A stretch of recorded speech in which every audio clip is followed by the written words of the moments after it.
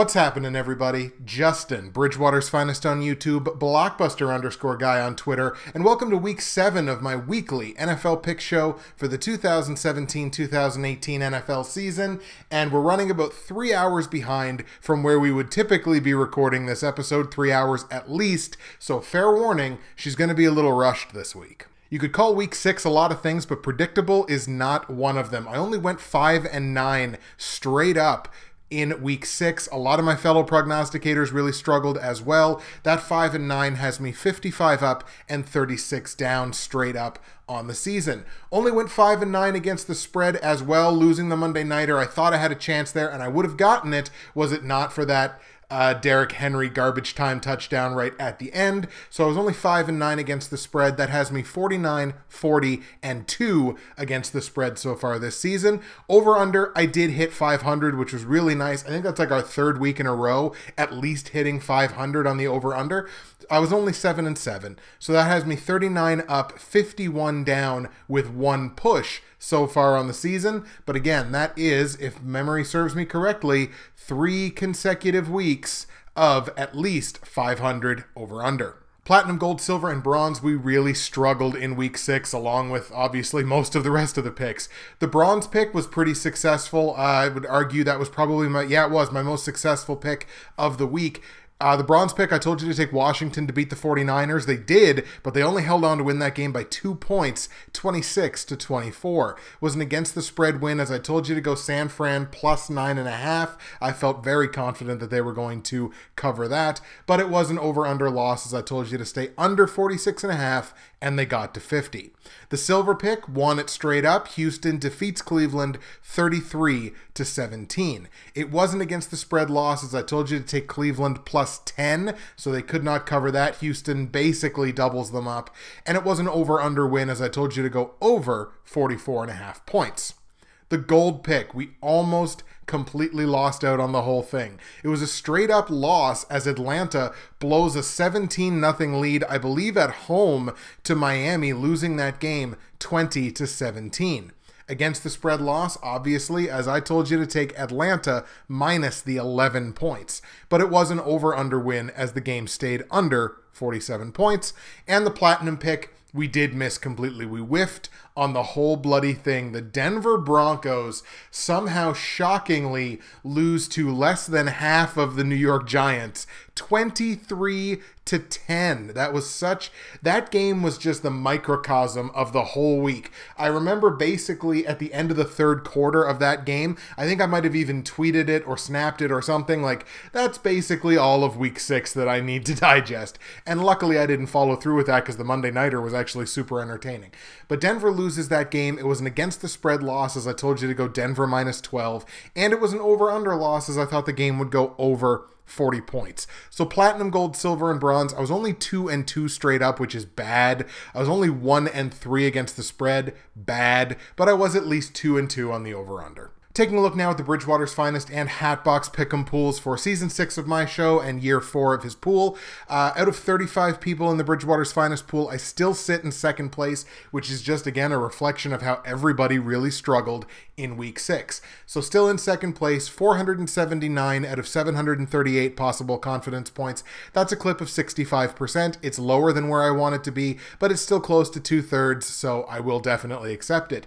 In Week 6, I only brought in 41 out of 105 possible confidence points. That was only a clip of 39%, and it's just not good enough. Shout out to our Week 6 winner, West Coast Martin Wong, a longtime listener of mine, a good friend, very active on the NFL YouTube prognosticators page. Martin's a great guy. He went 500 in Week 6. He went 7-7, and that's pretty well a huge accomplishment in a week like Week 6. So he was 7-7, only brought in 57 out of 105 possible confidence points for a 54% clip, but it was good enough to win Week 6. 69 King remains our overall leader, 56-35 in total on the season, so now one game better than I am. 504 out of 738 possible confidence points. That's a clip of 68%. So shout out to West Coast Martin Wong for winning Week 6, and 69 King for remaining the overall leader in the Bridgewater's Finest pool. We go to the HATBOX pool now. Out of 38 members, I am still tied for second place. Only one correct pick behind, I believe, our new leader, because I don't think the person that was in the lead last week is still in the lead, and that is correct. So, tied for second out of 38, 55 straight up wins. That's a clip of 60% on the season. That's like where you'd like to be with against the spread, not straight up, but hey, we're going to keep going. We're going to keep getting better. In week 6, of course, only brought in 5 correct picks out of the 14 games. That's only 36%.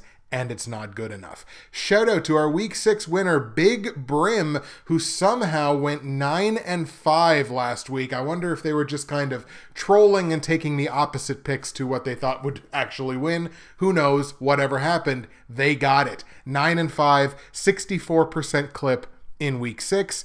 And Dyskolos has retaken the overall lead in the HATBOX pool, 56-35 on the season. So 56 out of the 91 games picked correctly straight up. That is a clip of 62%. So shout out once again to West Coast Martin for winning week 6 and 69 King for remaining the overall leader in the Bridgewater's Finest pool, and to Big Brim for winning week 6 and Dyskolos for once again becoming the overall leader in the HATBOX pool. Let's take a peek into Fantasy Corner and see how my 4 fantasy football teams fared in week 6. It was looking like a terrible week. There were many points throughout this week that I honestly thought I was going to go 0-4.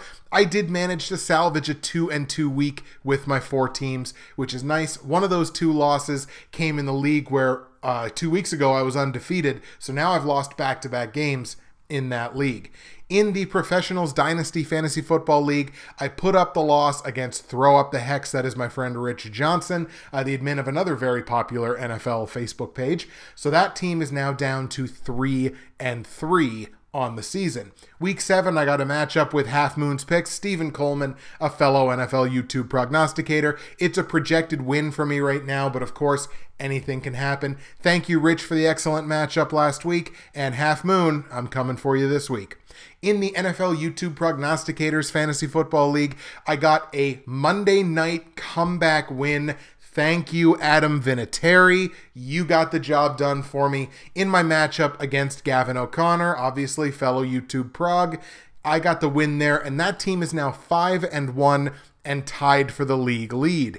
In week 7, I've got a matchup with Jackalopes, who I believe is the team that's tied with me for the league lead in the Progs League. That's a projected loss for me right now, but again, got a lot of work to do. You never know what could happen. So again, thank you, Throw Up the Hex, Rich Johnson, and Gavin O'Connor for the matchups from last week, and Half Moon and Jackalopes. Let's do this for week 7. That is Fantasy Corner. I pause and take a sip of my nerd tea as we've now reached the point where I will remind you, as always, that if you go to the description of the YouTube video or the description of the SoundCloud or iTunes audio file, you're going to find all of my results from week 6, all of my straight up against the spread and over-under plays for week 7 in the 2017 NFL season. You're going to find information on joining the Bridgewater's Finest and HATBOX Pick'em pools for season 6 of my show and year 4 of HATBOX's pool. It is never too late to join up. Put your picks up head-to-head against mine, other great pick sets. You could get yourself shouted out on the show if you're good enough to win the week. You're going to find information on joining the NFL YouTube Prognosticators Facebook page. Awesome. Talking football all week long. Gotta love it. Great people on there. Get on there and join the fun. You are going to find information on subscribing to the HATBOX Nation YouTube channel, where I continue to put up my terrible parlay picks every single week. And finally, you're going to find information on Nerd Teas, an excellent small business Canadian tea company, matcha, loose leaf teas, teaware, and accessories. You're going to find the link there. Go to nerdteas.ca. Use the promo code BWFinest. Save yourself 15% on your order. And in Canada, free shipping on any orders over $50. nerdteas.ca. We're setting a decent pace so far, but we got 15 football games to get into. One more time, this is going to be a lot of gut-based stuff. I've done my research, but it's just a lot of how I'm feeling here because we got to get through these quick. Here are your picks for Week 7, 2017 NFL season. We're going to start in Buffalo, where the Bills are going to be at home welcoming the Tampa Bay Bucks. Both of these teams are coming off of losses in their last games. Actually, the Bucs have lost 2 straight and find themselves in the basement of the NFC South. Tampa Bay definitely the deadlier of the two teams on the offensive side of the football. Their pass attack has been very good this season, though still kind of understated with the yards and the points that they've put up. But Jameis Winston left last week's game with an apparent shoulder injury, so we're kind of waiting to hear and see what any ramifications from that may very well be. The one thing that is not close at all is the defensive side of this football game. The Buffalo Bills are having an incredible defensive season. They are just outside the top 10 in terms of total defense, like yardage allowed, but they are the #1 scoring defense in football right now, only allowing 14.8 points per game. And based on the fact that this game is in Buffalo, I gotta give the lean to the Bills here. I'm gonna take Buffalo at home to beat Tampa Bay, especially if Jameis Winston isn't ready to go. On the line here, Bills are favored by a field goal at home. I think you definitely have to take that. I like the Bills -3 at home against Tampa. There is no total in this game, and right now it's the only game that does not have a total somewhere. Maybe Vegas was listening to me last week when I really chewed them out over being, cowards. So there is no total in this game. I think the watershed mark is going to be somewhere around 42 points. If you get significantly lower than that, I would say take the over. If you get significantly higher, I would say take the under in Buffalo, Tampa Bay. And really, it is kind of a coin flip. The two teams are only 4-6 over under on the season, and they were even last week, 1 win over, 1 win under. So kind of a coin flip, but keep an eye out for when that total drops. Let's go to Chicago now, where the Bears picked up their 2nd win of the season last week, and they get to go home now and face the Carolina Panthers, who I believe I've probably underrated a little bit. Even though they lost last week, they're still 4-2 and leading the NFC South. Chicago picking up the win last week in overtime, a game that I did not think they were going to win. They went into Baltimore and beat the Ravens, and that is something that is difficult to do despite how the Ravens offense has struggled this season. Carolina lost on the Thursday nighter at home against a very good Philadelphia Eagles team, but they had a little bit of extra time, a little bit of longer layoff because they played on Thursday night. They're going to be ready for this game. They're going to be fresh.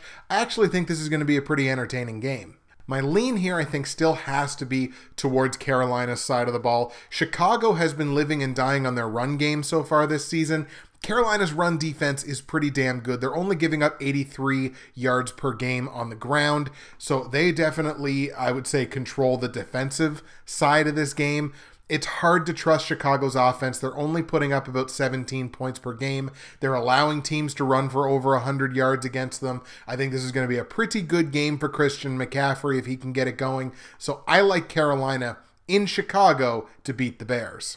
On the line, the Bears are a 3-point dog at home, which is actually pretty tempting to take, but where it's only a field goal and it's, again, tough to trust Chicago's offense, even with Trubisky, who I think is certainly an upgrade over Glennon at the quarterback position, I'm going to tell you to take Carolina -3 at Chicago. Total in this game is 40.5 points. The two teams are 6-6 over under so far this season, but both of them went over last week. So I'm going to tell you to go over on this number as well. It's a pretty low number, 40.5. So we're going to go over 40.5 points in Carolina, Chicago. Let's go to Cleveland now, where the Browns, still winless, are going to welcome the Tennessee Titans, who are now, all of a sudden, after their win last night on Monday Night Football, in a tie with Jacksonville and Houston for the lead in the AFC South. That division is wide open. Now, it is a little worrisome that the Tennessee Titans are allowing the 2nd most points per game in the entire league, second only to the team that they beat last night, the Indianapolis Colts. So that's definitely troublesome in this game because I think Cleveland has tools on their offensive side in order to get things done. But you got to go Tennessee here. You got to go with the team that just had a great division win last week. Sure, it's a bit of a short week. It's only 6 days. But I really think it's tough. It's tough now to pick a winless team. Like, Cleveland's not going to go winless. They're not going to go 0-16, so they are going to win at some point, and it's probably going to be a home game. I just think Tennessee's got enough of the tools on the offensive side of the ball to get this done. It certainly doesn't help that when you look at Cleveland's defense, where are you? The run defense has been, actually pretty good. They're only allowing 84 yards on the ground per game, and they're only allowing 226 through the air, but it's the points. They're giving up just over 26 points per game. I think this is going to be a high-scoring game. You got to defer to the better offense. I think that's Tennessee. I like the Titans on the road in Cleveland to beat the Browns. On the line, the Browns are a 5.5-point dog at home, and I think if their defense was playing a little more bend but don't break, the problem with Cleveland's defense is they play a little bit of bend and then they break. So I'm going to have to go with Tennessee's side of this. Tennessee minus 5.5. It seems like a lot of points, but at least it's still under a touchdown. So let's go Tennessee minus 5.5 at Cleveland. Total in this game is 46.5 points, which seems pretty high given that these two teams are only 6-6 over under so far this season. However, they both went over last week, and the last 5 head-to-head matchups between these two teams have all gone over. So even though it seems relatively high, let's go over that number of 46.5 points in Tennessee-Cleveland. Let's go to Green Bay now, and let's just get this out of the way. We're going to talk about this for 2 seconds and then probably not mention it again. Aaron Rodgers broke his collarbone, throwing shoulder. He's probably done for the year. It sucks for the Packers, and it sucks for football, because anytime the arguable best player in football or biggest difference maker in football, whatever you want to call it, anytime he's not on the field, it sucks for the sport. So it's terrible. Looks like Green Bay is going to be going with Brett Hundley, I believe is his name. And as Mike McCarthy said, I've got 3 years invested in this quarterback and our room is great and blah, blah, blah. Well, that's what they're going to do. They get to be at home at the very least, but they're going to be playing a Saints defense that's playing much better defense over the last, I'd say, 3 weeks. It's hard to say, oh, the Saints defense is playing better when they just came off giving up 38 points to the Lions. But, I mean, that was a game where they were way out front early. So the defense kind of, loosens up a little bit. And, I mean, it's Matt Stafford, who is the king of leading comebacks. So, I mean, look, I don't put a ton of stock into the fact that they just came off giving up 38 points. The week before that, they shut out the Dolphins, and the week before that, they only gave up 13 points to Carolina in Carolina. And I think Carolina's offense is arguably better than the Packers' offense right now without Aaron Rodgers. As much as I hate to do this, where I am a huge Green Bay fan, I didn't like what I saw out of Brett Hundley last week. I understand that he didn't expect that he was going to have to be playing, and he did throw a touchdown pass, but the touchdown pass wasn't exactly the greatest thing since sliced bread. It was badly blown coverage, and there was nobody around Davante Adams at all. What bothers me is he threw 3 interceptions in 3 quarters, and that's a big problem. I realized that it was against, a pretty darn good defense in Minnesota. So I get that. But again, the Saints defense is playing better, and the 3 interceptions don't exactly instill me with confidence. So until I see what the Packers can do in this offense with Brett Hundley at quarterback, I have to go with the Saints. The defenses are about similar in terms of what they've been giving up on average per game, so you got to defer to the better offense, and it's definitely the Saints right now where the Packers don't have their starting quarterback. I like the Saints to go into Green Bay and beat the Packers. But on the line, the Packers are a 6-point dog at home, and that's just too many. I think this is going to be a lower scoring game, as Green Bay's defense is playing about as well or better than it has played in years past. So 6-point dog at home, 6 points is too many here. So take Green Bay plus 6. You never know, they could win the game.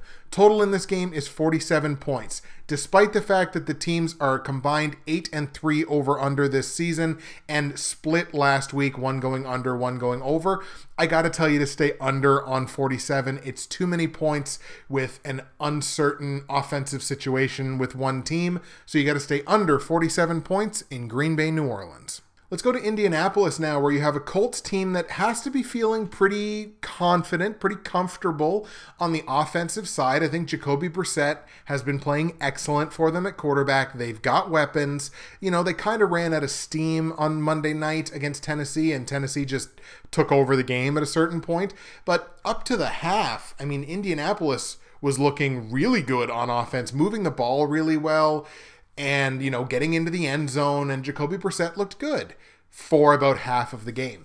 They get to go home now, but the defense is just, the defense is the real question mark here. And they have to play a Jacksonville team now, a division matchup, Jacksonville coming to town, Jacksonville playing really well on both sides of the football. Now, the Jags did lose last week. They're only 2-3 in the last 5. They're an even 3-3, tied for the division lead, of course, with Tennessee and Houston. But when you look at this Jacksonville team, it's a different team. It's official. You got to call it. It's a different team. They've got 2 road wins already. Jacksonville has no idea, or had no idea up to this point, how to win on the road. It's incredible to me that they've won 3 games already, 2 of them on the road, with Blake Bortles at quarterback, because Bortles is still playing terribly, still making all the mistakes that he's used to made, doesn't look like he's made any progress in his own development as a quarterback, and yet he's still on a 500 football team that's won 2 games on the road. So football is just stupid. But you wonder how the Jags have done it? They've done it with the run game. It hasn't been Blake Bortles. All Bortles has had to do is turn around and hand the football off to Leonard Fournette or Chris Ivory or whoever he has to hand the ball off to. Whoever he has handed the ball off to, it's been successful. This is a dominating, destructive run team in Jacksonville. 165 yards per game on the ground. And Indianapolis, I think, is just wetting themselves because they're giving up an average of $114 on the ground per game. Their secondary is certainly not doing them any favors. I believe they're the 2nd worst total defense in football right now, only to the New England Patriots, and that is in fact correct. And Indianapolis is giving up the most points against in the league right now at 32.5. I don't have to say anything else. Jacksonville all day here. This would have been one of my platinum, gold, silver, and bronze picks had Jacksonville been at home. I mean, it would have been absolute destruction, but you definitely have to take the Jags here on the road in Indianapolis to beat the Colts. On the line, somehow Jacksonville only favored by 3 points in this game. Definitely take that all day long. I don't think Indianapolis, especially on a quote-unquote short week, is going to have anything to stop Jacksonville in this game. So definitely take the Jags -3 at Indianapolis. Total in this game is 43.5 points, and you have to go over on it. These 2 teams are a combined 9-3 over-under so far this season. They both went over in their last game, and head-to-head, it's been, you know, the last 2 have been even, but I mean, look, everything in this game is trending over, so you got to take over 43.5 points in Jacksonville, Indianapolis. Let's go to jolly old England now, as the Rams and the Cardinals are going over to play another game in London in Twickenham Stadium, the first of 2 games in Twickenham Stadium this year. And again, it is the Cardinals and both of the London games so far this season have been blowouts. The Jags beat the Ravens 44-7, and then the Saints shut out the Dolphins 20-0. So expect, whichever way you think this is going to go, expect this game to be a blowout. Next week, it's worth pointing out, it's the Vikings and the Browns, so expect a blowout in that game as well. Both of these teams won in their previous outing. The Rams at 4-2, leading the NFC West by a full game over the Seahawks. You know, the Rams keep on rolling, man. About 30 points a game still that they're scoring. The Cardinals are being badly outscored so far this season. But last week, Adrian Peterson came back, had a monster game for the Arizona Cardinals. And you want to know how ridiculously bad the Cardinals' run game was up to this point? After 1 game, Adrian Peterson leads the Arizona Cardinals in rush yards and rush touchdowns. He leads them in yards per carry by anybody that's had at least 3 carries this season. He's got their longest rush so far this season, which is 27 yards. Adrian Peterson changes this entire offense, or at least changed for one game. Now they've got to face the Rams, but look, the Rams are not an intimidating test for Adrian Peterson. The Rams are the 4th worst run defense in football right now. They're getting by the fact that their secondary has been pretty decent, but the run defense has been god-awful, giving up almost 140 yards per game on the ground. It's translated to 23 points a game against, and I think the Arizona Cardinals are going to win this game. I like Jared Goff's potential to have a decent game here against the Cardinals secondary, but I think that run game is just going to be too much. Just keep giving Adrian Peterson the ball and let him do his thing that he's now finally back to doing after a couple dozen games of not doing what he's been meaning to do and what he's meant to do as a football player, which is get high volume and just chunks of yards at a time. I like the Cardinals in this game in London to beat the Rams. On the line, Rams are favored by 3.5 points as technically the home team here, but Cardinals all day. Even if you don't think the Cardinals are going to win this game, more than a field goal is too much in a very close matchup. So Arizona plus 3.5 at, quote-unquote, the LA Rams. Total in this game is 47.5 points. These two teams are 7-5 on the over-under so far this season. They both went over last week, so even though this is kind of a high number at 47.5, I think you have to go over on it. So I'm going to take over 47.5 in Arizona, Los Angeles. Let's go to Miami now for an AFC East matchup between the Dolphins hosting the New York Jets. And hey, the New York Jets, what can you say about them, man? Despite losing last week, I don't think anybody expected this New York Jets team to be 3-3 after 6 games. I mean, 1-5, 2-4 at best, but for them to be 3-3, it's pretty damn good. And the Dolphins, despite only scoring 61 points in 5 games, sit with a record above 500 at 3-2, tied with the Bills. Now that does mean that when the Dolphins lose, they have a bit of a propensity for being blown out, as despite being 3-2, the margin of victory for the Miami Dolphins is about -5 points. They've only put up 6 touchdowns on the year. I kind of like the Jets in this game. It feels weird because I'm going against basically all the home teams. The only home team that I've said so far that's going to win their game is Buffalo against Tampa. So I'm like really riding with the road teams here, but top to bottom, the Jets have a better team. Like, look, Miami coming back on Atlanta last week, I get that. And that's like it. I understand it because it's Atlanta, and Atlanta's just weird so far this season. I guess what I mean by that is it doesn't exactly instill me with confidence that Miami had that comeback, because you have to take into consideration who it was against. On the offensive side, it's marginal, but the Jets are the better team. On the defensive side, look, Miami has been excellent. Like, they've been really good. They've only given up 16.8 points per game. That's the number 3 scoring defense in football so far. So they've really been riding their defense. But the Jets are no slouches on defense either. The run defense could certainly use some help, but they're giving up less than 22 points per game. It's not like Miami is going to suddenly just find this offensive spark and put up 40 points on the Jets. I don't think that is at any risk of happening. Yeah, you know what? I like it. I'm going to go with the Jets on the road as who I think is top to bottom the better football team. I like the Jets on the road to beat Miami. On the line, Miami's a 3-point favorite at home, so obviously I'm going to tell you to take the Jets here +3. I really think this is a good spot for the Jets to win.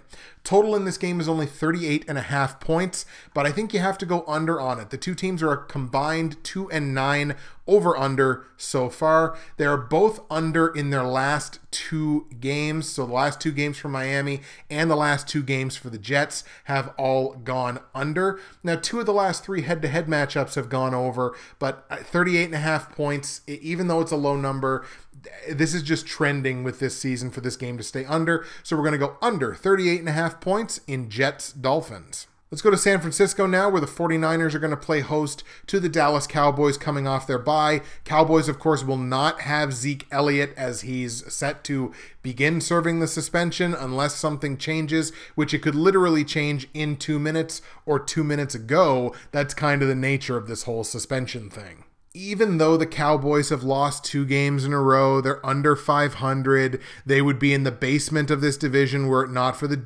Giants. I think you have to take Dallas in this game. San Francisco is still winless. They've only put up 113 points in 6 games, less than 20 points a game. The defense is not exactly winning them football games. Their margin of victory is like -5. So I think you have to take the Cowboys here as certainly the better football team. You've also had the 49ers who have made a quarterback change here, Brian Hoyer to the bench. I can't remember the name of the quarterback that has now come in for San Francisco. I feel like it was something like Broadhurst or something like that. Let's see if I can't find it here. Was I anywhere in the ballpark with this guy's name? Beathard. That was who it was. CJ Beathard. Or Beathard, or however, Beathard. Who knows? Maybe that's who it is. And I mean, look, he threw a touchdown. And he also threw an interception. I think he had a fumble, maybe. His QBR is right about where Hoyer's is. So, I mean, look, they're going to have to adjust to a relatively new quarterback, young quarterback. It's a decent matchup against a Dallas secondary that I still think is overrated and not very good. But I think you got to take the Cowboys here, even though the game's in San Francisco. I like Dallas to beat the 49ers straight up. On the line, though, Dallas is favored by 6 points on the road. You cannot take that. You have to take the Niners here +6. I think it's going to be a relatively close game. But I do think it's going to be high scoring.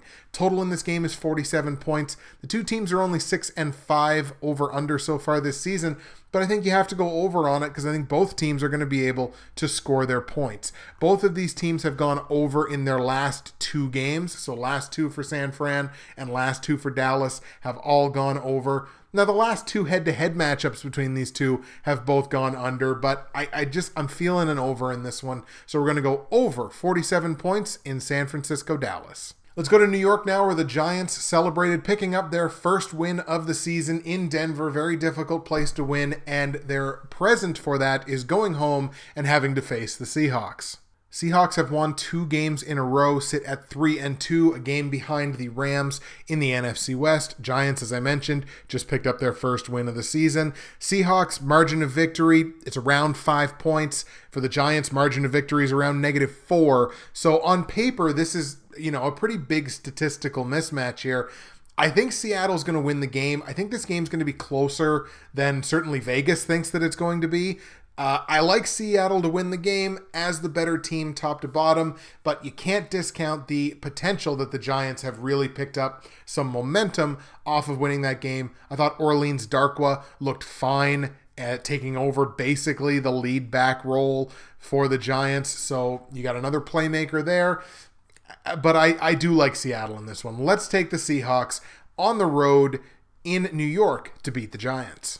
But like I said, I think it's going to be closer than Vegas does. On the line, the Giants are a 5.5-point dog at home, and I think you have to take that. Seattle is by no means a good road team. Both of their losses this year have come on the road, and that's just traditional for Seattle. They don't travel well. They're going to have to cross the country here to play a team that won last week. So for them to be favored by 5.5 points on the road, it's too many. Take the Giants +5.5. It's a game they could conceivably win.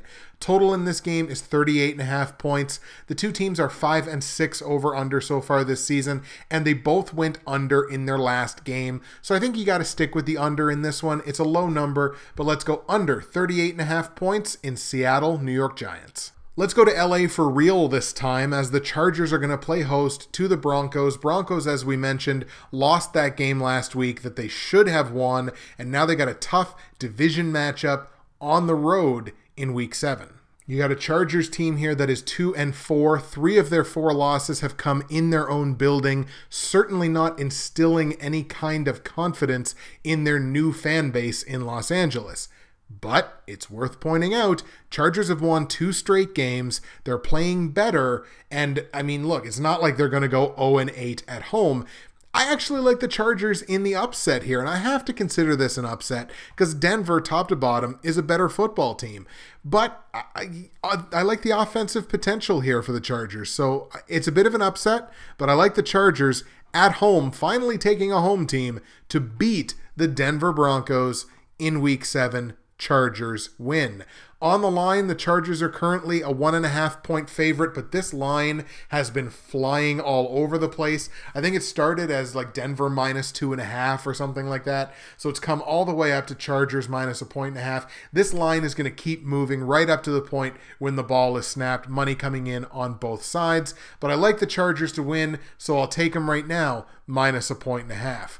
Total in this game is 42 points. The two teams are 6-5 on the season over-under. They both went under in their last game, but 3 of the 4 head-to-head matchups in this division matchup have gone over. So I'm actually going to tell you to go over on a relatively low number here of 42 points, over 42 in Los Angeles, Denver. And the last game we're going to look at before we get into the platinum, gold, silver, and bronze picks for Week 7 is the Super Bowl rematch. New England, Atlanta. This game is in New England. I don't like the Patriots to win. So there are some things here I think that we can agree on. We can agree that Atlanta is not the same offense that they were last season. At the same time, we can also agree that Atlanta is better than only 24 points per game. We can agree that on the season so far, New England has certainly had the better offense between these two teams. We can also agree that New England has one of the worst defenses in football from a statistical perspective and from a points allowed perspective. I think we can agree that both of these teams are going to put up their points in this game. I think we can all agree that the Falcons have to have revenge on their mind, and at least part of the Miami loss had to be the look-ahead factor, knowing that this game was coming up this week. What you're probably not going to agree on is what I think the end result is going to be. And I realized that this would mean that the Patriots would start the season 1-3 at home, probably more home losses already before the halfway mark than most people would have thought that they would have all season. But that's the way I'm going to go. I like the Atlanta Falcons in the upset to go into New England, get revenge for the Super Bowl. Falcons beat the Patriots. Certainly helps that before these last 2 losses for the Falcons, they have lost back-to-back games. So again, we're just ringing out our callers here. They have lost back-to-back games, but they've won both their road games so far this season. Granted, they've also lost both of their games so far against AFC opponents. Let's just put it this way. It's grain of salt city, and I'm the mayor. So take it with a grain of salt. But the Falcons go into New England and upset the Patriots in Week 7. On the line, Patriots are only favored by 3.5 points at home. Clearly, Vegas thinks this is going to be a close game.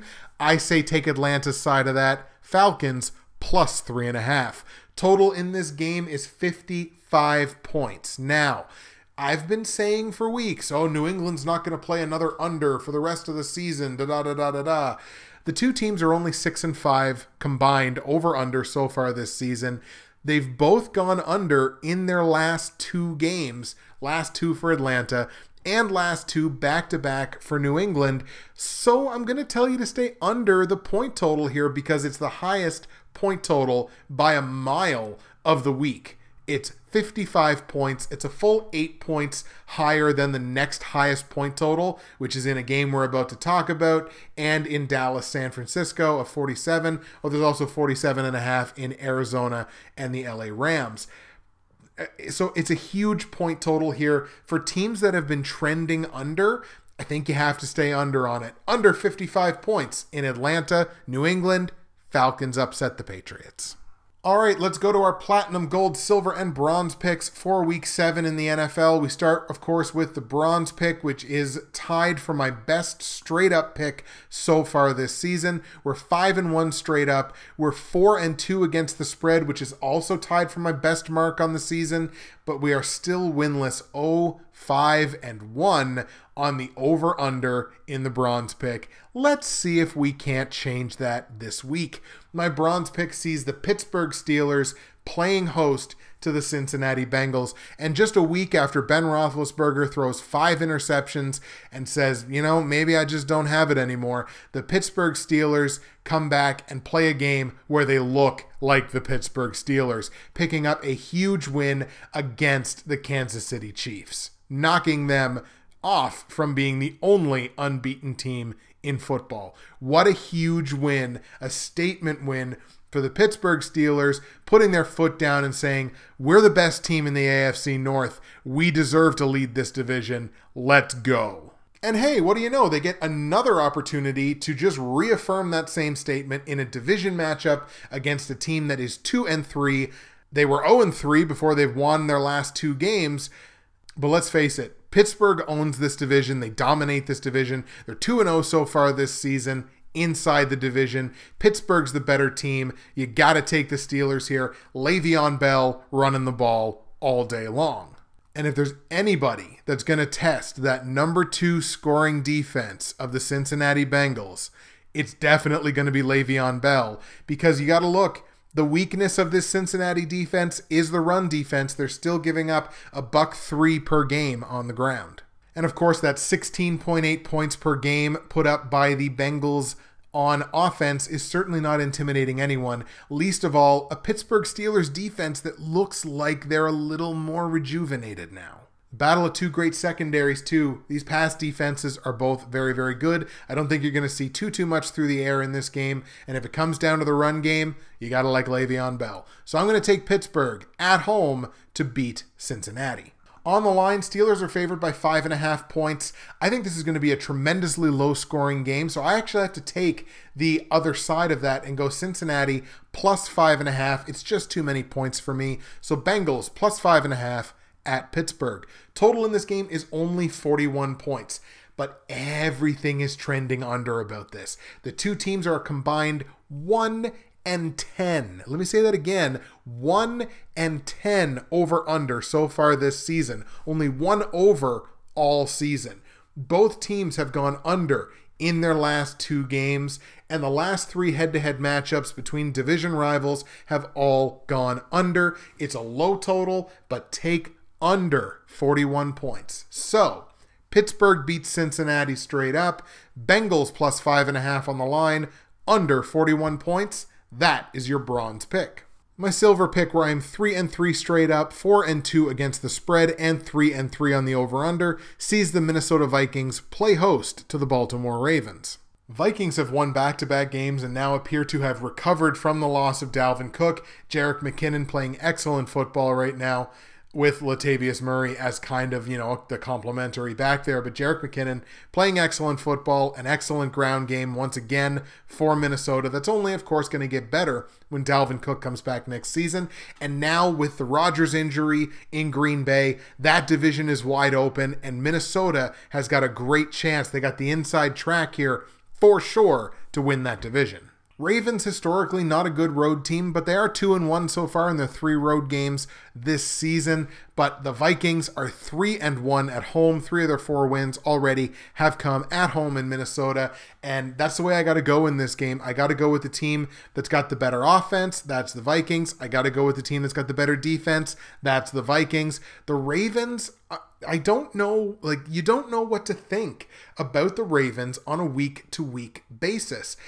You gotta love them in terms of the ground game, even though they are just refuse to commit to a single running back. But hey, I guess if it ain't broke, don't fix it. They're putting up a $129.5 on the ground per game. That has them firmly inside the top 10 in terms of run offenses so far on the season. But they're going to be running into the number 3 run defense in football as well. The Minnesota Vikings only giving up 78.7 yards per game on the ground. So you got to like the Vikings here. The offensive potential for the Vikings is great, especially if they get Stephon Diggs back. I like the Vikings here at home to beat the Ravens. but I don't like them as much as Vegas apparently likes them. Minnesota favored by 5.5 points in this game. I think it's too many for what I think is going to be a pretty low-scoring game. So just like the Cincinnati game, I got to tell you to go Baltimore plus 5.5 at Minnesota. Total in this game, 39.5 points. The two teams combined 5 and 7 over-under so far this season. They were even last week. One went over, one went under. I think you have to stay under on it, even though it's a low number. It's two teams predicated on defense, whose offenses have been hit and miss so far this season. Good run defenses, pretty good secondaries. I think you got to stay under on this. So we're going to go Minnesota over Baltimore straight up. Baltimore plus 5.5 on the line. Under 39.5 points. That is your silver pick. My gold pick, where I'm 5-1 straight up, 3-3 against the spread, and 5-1 over under, sees the Oakland Raiders playing host to the Kansas City Chiefs, a battle of the AFC West. And it's a battle of polar opposites in the AFC West. You got the Chiefs, who are 5-1, leading the division by 2 full games right now. They were undefeated before last week. And then you got the Oakland Raiders, losers of 4 straight games after starting the season 2-0. Now look, Derek Carr came back last week, only missed 1 week with a fracture in his back, which it blows my mind that he only missed a week with a back fracture. He did pretty good. He threw for 70%. He only threw for 141 yards. He threw a touchdown, but was intercepted twice. He was sacked. He fumbled the ball. He didn't quite look himself. And until I know and I can see that he is himself, it's really hard to pick with the Raiders here. Now, it is worth noting the Raiders have now signed Navarro Bowman after he was cut from the 49ers. This is a guy that's probably going to be a Hall of Famer, or he certainly has a case to get into the Hall of Fame. Bowman signs a 1-year, $3 million contract with the Raiders. That's definitely going to help them on the defensive side of the ball, and I would say the Raiders certainly need the help. Giving up $1.17 per game on the ground, Navarro Bowman will help with that for sure. I mean, it's very simple here. Oakland's got to get the ball in the end zone. That's what they do. They're a high-scoring offense. They've got all kinds of weapons on the offensive side. They got to get the ball in the end zone. They have not been doing that, and it showed certainly in their loss last week, that 1-point loss, last-second field goal for the Chargers to win that game. This is the Raiders' 3rd straight home game. They're going to have to hit the road for back-to-back roadies after this. It's possible that they could be overlooking, although it's hard to overlook, a 5-1 division rival, but it's possible they could be a bit of a look-ahead game, and that could really spell trouble against the Kansas City Chiefs, one of the best offenses, if not the best offense, in football. I'll say one thing here. The Chiefs have got to figure out how to stop the run, because they're not going to stay among the top teams in the league for long if they can't tighten up that defense, which that's been their real problem. And so many times this season, if you're watching a Chiefs game, just prior to the snap, the defensive players are still moving all over the place. It's like there's miscommunications. They don't technically know where they're supposed to be. And it's shown in a lot of games. Their offense has been able to mask the fact that the Chiefs can barely stop the run. I don't see the Chiefs losing back-to-back games here. I feel pretty confident for them, even though they're going into the opponent's building, but I feel confident in them playing a team where the quarterback is questionable. They're on a big losing streak. Of course, they want to end that losing streak, so there is motivation there, but you got to like the better team here. And overall, top to bottom, better team is the Chiefs. So I like the Chiefs on the road to go into Oakland and beat the Raiders. On the line, Raiders are 3-point dogs at home, but you got to take the Chiefs there -3 if you like them to win the game like I do. Total in this game is 47 points. The two teams are a combined 6-6 over-under so far this season, but they both went under in their last game, and the last 3 head-to-head matchups have all gone under. So I'm actually going to tell you, kind of going against a lot of the things that I've said talking about this game, I'm going to tell you to stay under on this one. 47, it's kind of a high number, but not crazy high. But I mean, look, neither one of these teams are really firing on the overs Kansas City is, but, you know, Oakland there on the other side, they've played pretty well all unders this season.